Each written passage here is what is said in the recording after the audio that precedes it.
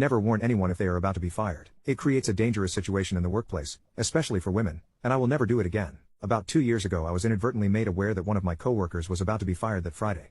We will call him Carl. Apparently Carl had made a habit of pissing off the wrong people and making misogynistic comments in front of his female supervisor. Surprisingly, that's not what actually got him fired. What finally did Carl in was the fact that he stupidly chatted up some powerful guy's wife at a company social event the week prior. Rule number 1 for company social events: never ever be too chatty with random women at these events. Stick to the people you know.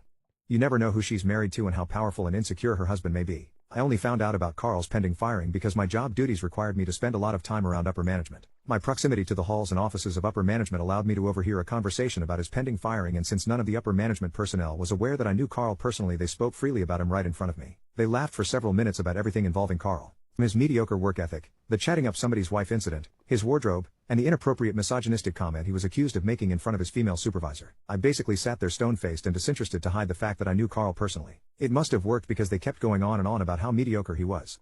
When I was finally able to sneak away, I consulted one of my buddies for advice. Told him that Carl was getting fired on Friday and asked if we should warn Carl. This was on a Monday afternoon, and we both agreed that despite Carl's many flaws it would be the decent thing to do to warn him so he can start his job search a few days early. Huge mistake. The next day, Tuesday, arrives and we invite Carl out to lunch.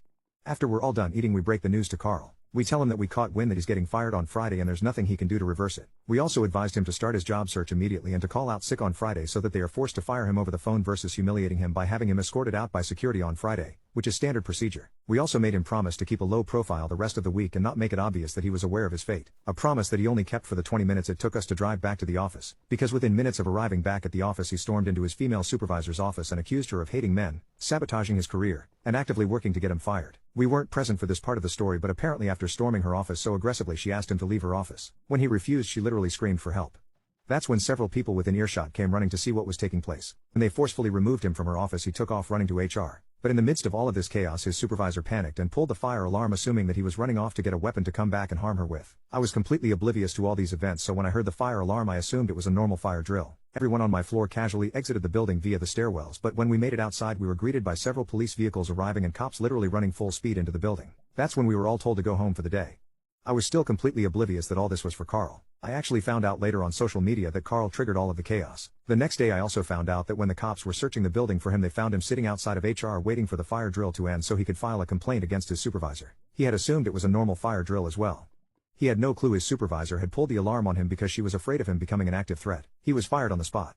Didn't even make it to Friday. And this is why I would never tip anybody off ever again. Lesson officially learned.